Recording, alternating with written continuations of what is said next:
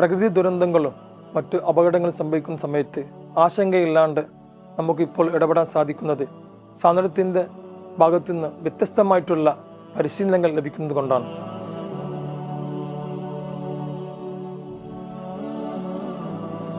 ചൂരൽമലയും മുണ്ടക്കൈയിലുമായിട്ട് എൻ്റെ കുടുംബങ്ങളും ഒരുപാട് ആളുകൾ അതിൽ ഉൾപ്പെട്ട് നഷ്ടപ്പെട്ട് മരണപ്പെട്ടു പോയിട്ടുണ്ട്. ഞങ്ങളവിടെ ഈ നിലക്ക് എത്തിക്കാൻ കാരണം SYSൻ്റെ ചാരിറ്റി പ്രവർത്തകർ വന്ന് ഞങ്ങളെ കാണുകയും പിന്നെ അതിനുശേഷം ഞങ്ങൾക്ക് വേണ്ട സഹായങ്ങൾ ചെയ്തു തന്നു.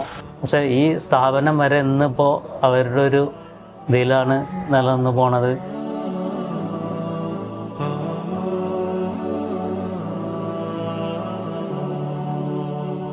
അശരണരും ആലംബഹീനരുമായവരെ ചേർത്ത് പിടിക്കാൻ സന്നദ്ധരായ ഈ സേവന സംഘത്തെ 5000-ത്തിലധികം വരുന്ന ഈ സംഘത്തെ ഞാൻ അള്ളാഹുവിൻ്റെ നാമത്തിൽ ഈ നാടിന് സമർപ്പിക്കുന്നു.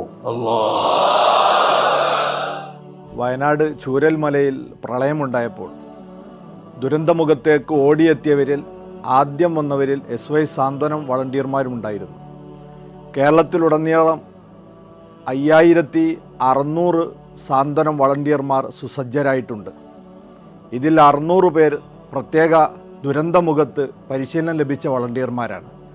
തിരുവനന്തപുരം, തൃശ്ശൂർ, മഞ്ചേരി, കോഴിക്കോട്, കണ്ണൂർ എന്നീ പ്രധാന മെഡിക്കൽ കോളേജുകൾ കേന്ദ്രീകരിച്ച് സാന്ത്വനത്തിൻ്റെ വിപുലമായ കേന്ദ്രങ്ങൾ പ്രവർത്തിച്ചു വരുന്നു. യൂണിറ്റുകളിൽ 2900-ലേറെ പ്രാഥമിക സാന്ത്വന കേന്ദ്രങ്ങളും പ്രവർത്തിച്ചു വരുന്നു.